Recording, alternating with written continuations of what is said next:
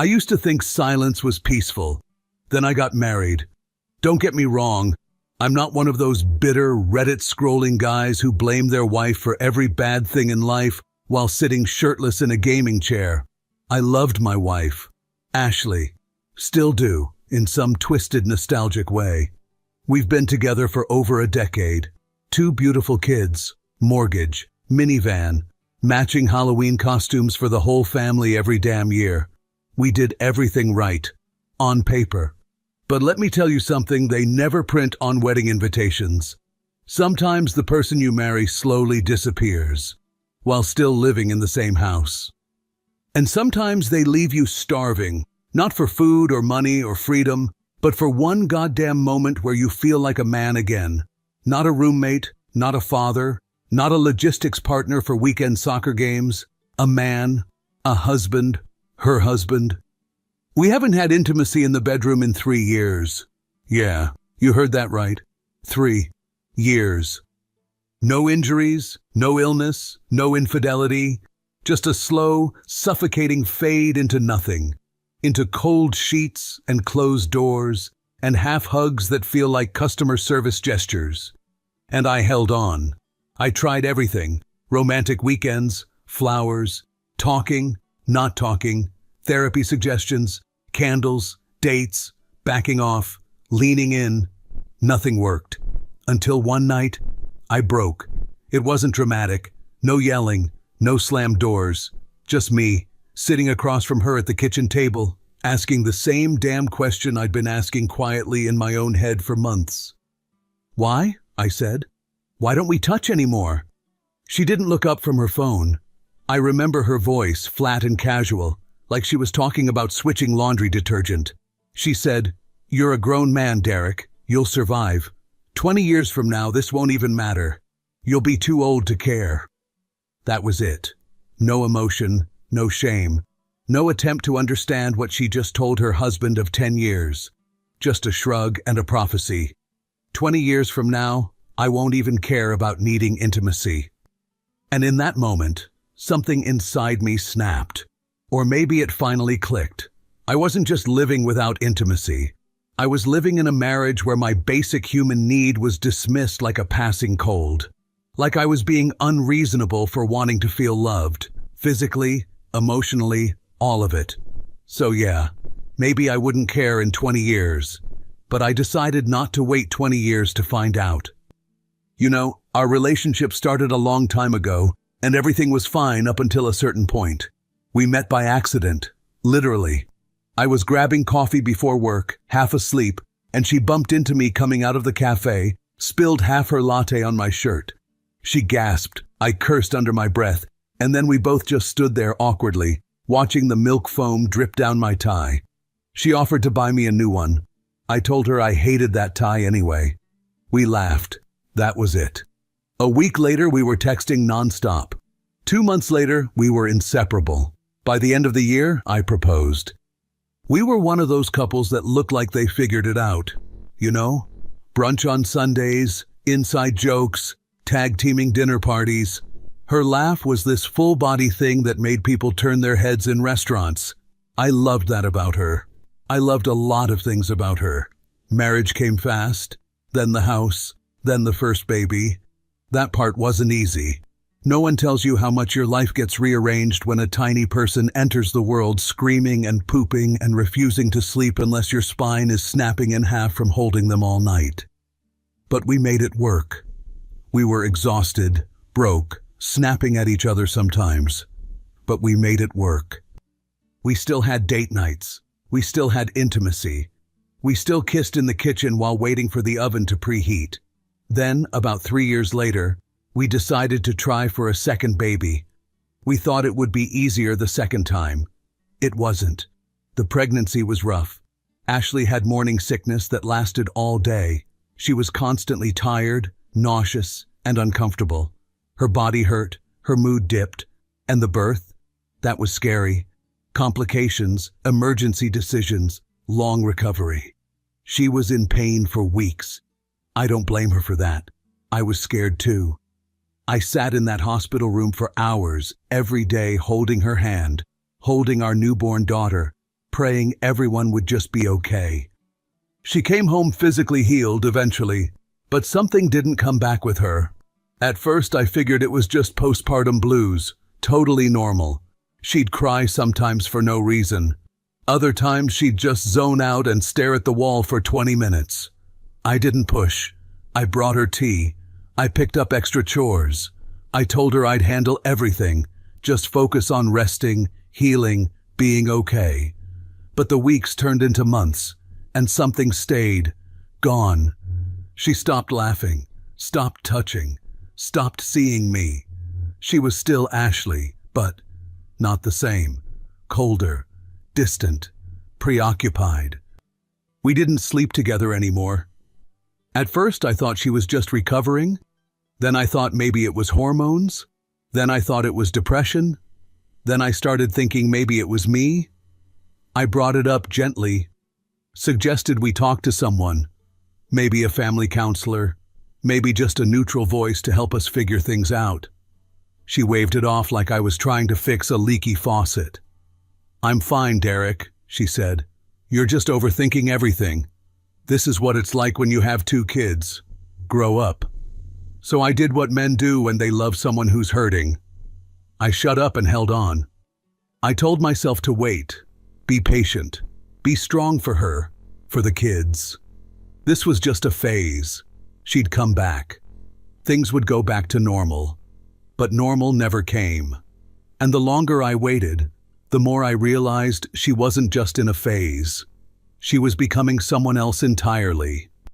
It's weird how someone can be in the same room with you every day and still feel 1,000 miles away. Ashley was there. Technically, she made breakfast. She took the kids to school. She laughed with the other moms in the group chats. But she was always halfway out the door, to yoga, to Pilates, to some new women's circle where they did vision boards and drank kale smoothies while talking about energy realignment. I used to ask her how those things went. She'd shrug. Good, refreshing.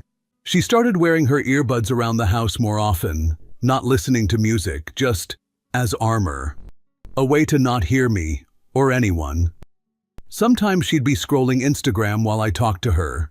I'd say something about our finances or our son's math grade, and she'd just go, like I was background noise. The only time she seemed present was when she was with her friends, or taking some kind of class, or planning her next activity that didn't involve us. She started staying late after her workouts, started texting more, started looking lighter, not happier, just distracted. And through all of it, the bed stayed cold. 3 years. 3.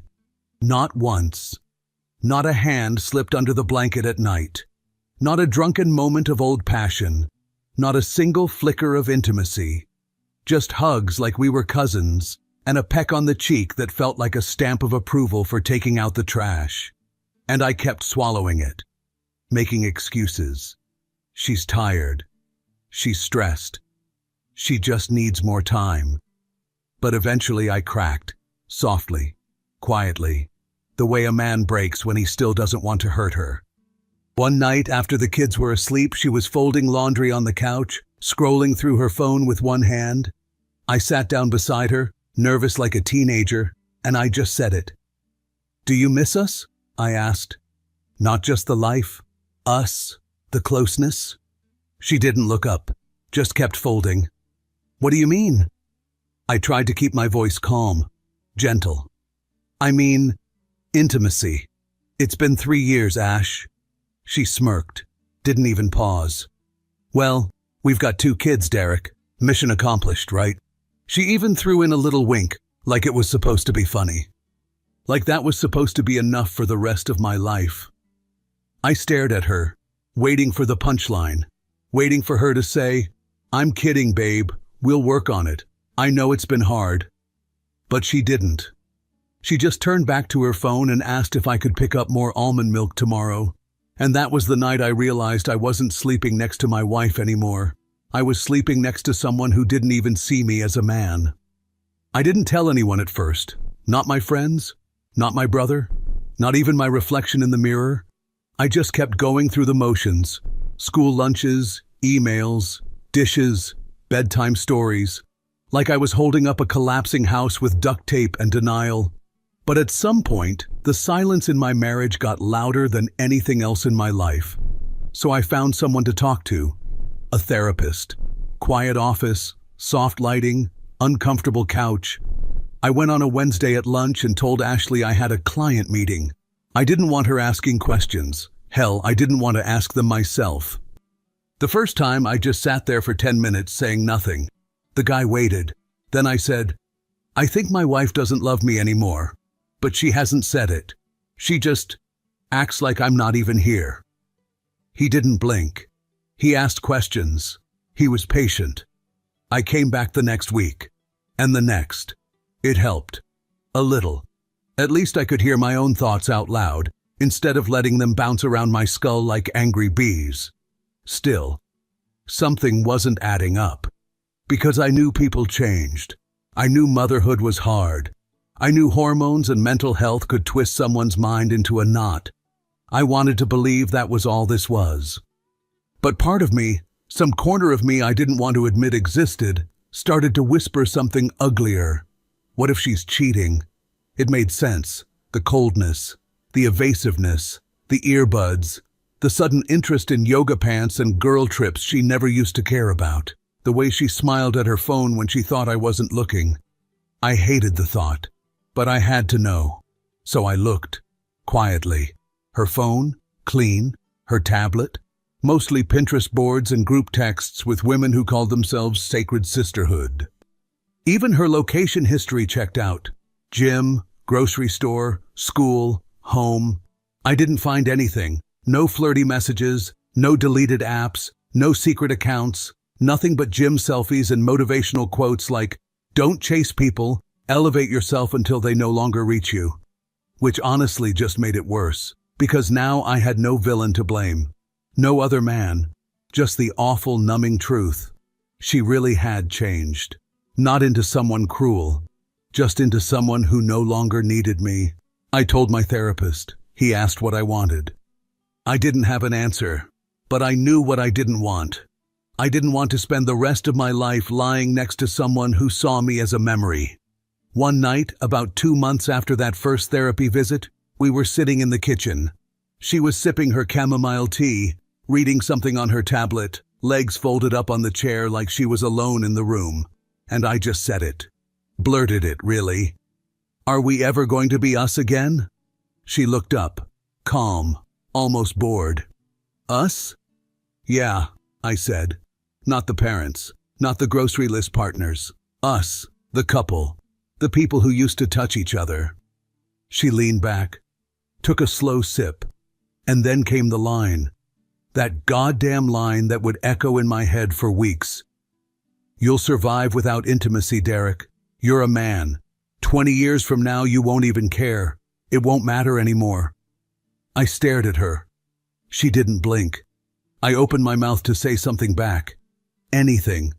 To ask if she even realized what she was saying. If she understood what kind of sentence she just handed me like it was no big deal. I stared at her across the table. Her face was calm. So calm it made me furious. "What does that even mean?" I asked. "That in 20 years I won't care? You think I'm just gonna go monk mode? Join a monastery and take a vow of celibacy?" She set her tea down, gently, like I was the one being unreasonable. "You're being dramatic." "No, I'm being honest," I snapped. 3 years, Ashley. I've begged, waited, talked, tried every way I know how to connect with you, and now you tell me to just forget it ever mattered? She sighed. "Why does intimacy always have to be the center of everything with you?" "It's not the center," I said. "It's the glue, the rhythm, the heartbeat. When that dies, we're just roommates raising kids." Ashley shook her head slowly, like she was disappointed in me. "You really don't get it," she said. "It's not that I'm punishing you or holding back. I just don't need it. Not anymore. I don't feel that way." I blinked. "So what? You're just done? Forever?" She shrugged. "If that's what it is, then yeah, I'm done pretending. I spent years doing things because I thought I had to. But I don't want to fake it anymore. I'm tired of living in a world where I have to perform to meet someone else's expectations. I leaned forward. My throat was dry. I'm not asking you to perform. I'm asking you to meet me. As a partner. As a woman who once loved me and wanted me. Her face stiffened. She looked at me like I had said something crude. I do love you, Derek, she said. But not like that. That kind of love is base, primitive. It fades. We're older now. We should be focused on growth, not flesh. I couldn't believe what I was hearing. Growth? Are you hearing yourself? What kind of growth includes shutting out your spouse and acting like human connection is a weakness? It's not a weakness. It's just not necessary. That's not true, I said. Not for me. I'm not trying to be needy. I'm trying to feel married. Do you understand that at all? She didn't respond. Just crossed her arms and looked at me like I was a caveman banging a club on the dinner table. You should talk to someone, I said finally, my voice shaking. A counselor, a therapist, anyone. Maybe it's hormonal or mental health or even medical. I'm not broken, Derek, she cut in sharply. Stop trying to fix me. The only one obsessed with intimacy in this house is you. I froze. You think this is just about intimacy? I said quietly. You keep calling it intimacy like it's some sacred act, but let's not pretend. It's about release. It's animal instinct.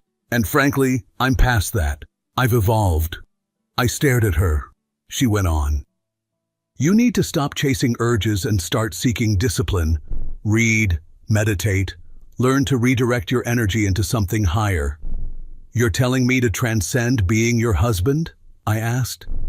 To turn myself into some celibate guru while you float through life doing Pilates and listening to podcasts about chakra alignment? That's the problem, Derek, she said, voice calm, almost pitying.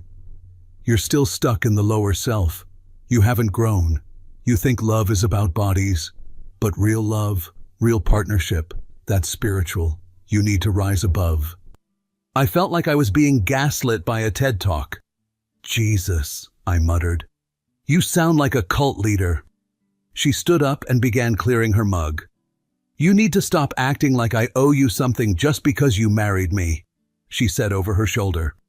This isn't about you not being loved. It's about you refusing to evolve. I sat there, still, like something had died quietly in the room and neither of us noticed. I didn't know if I wanted to scream, or leave, or curl up on the floor. All I knew was, I wasn't married anymore. Not really.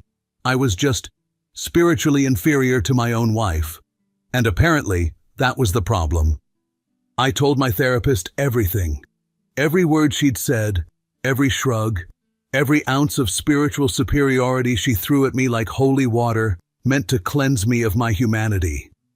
He didn't interrupt, just sat there, pen resting loosely between his fingers, like even he didn't know how to make sense of it yet. Finally, after I'd unloaded it all, he leaned forward and said, Derek, do you realize how hard you've tried? I stared at the wall behind him.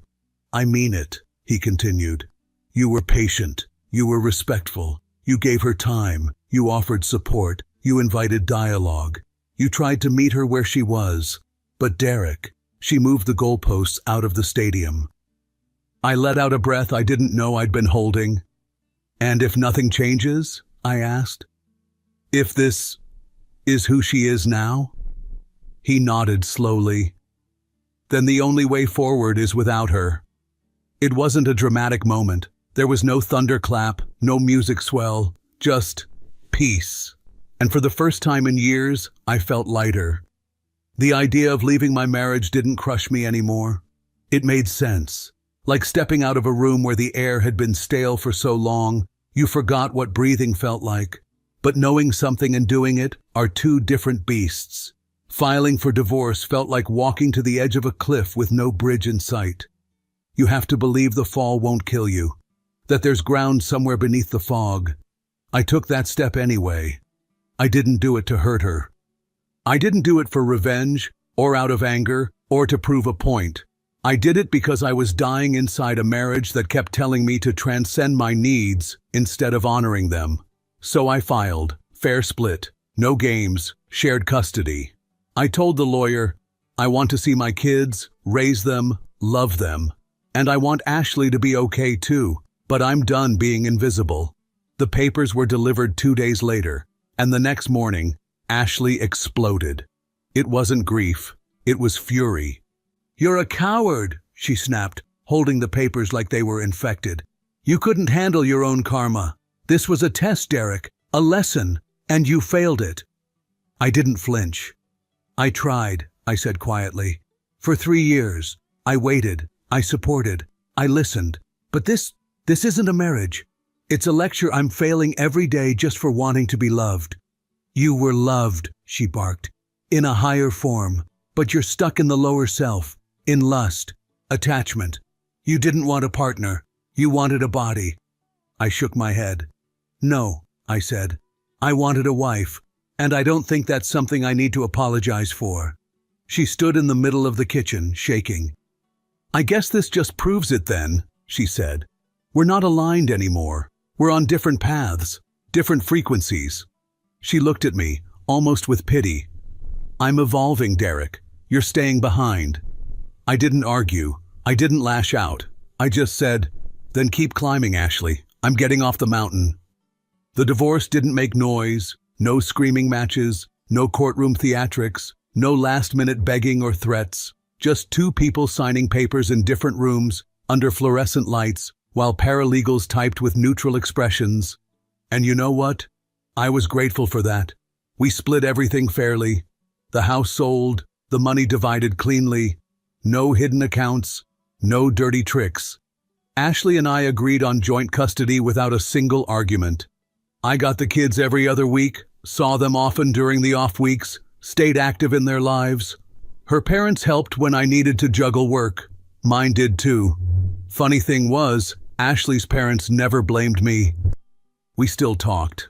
Her dad and I grabbed coffee once every couple months. Her mom still texted me pictures of the kids when they had them over. They said I'd always be family. I believed them. People around us were confused. Friends, co-workers, extended relatives, they didn't understand. From the outside, everything looked fine. No drama, no cheating scandal, just a marriage that quietly dissolved like a sugar cube in water. And the weirdest part?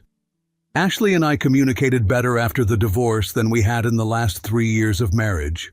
Polite, efficient, even warm sometimes when it came to the kids.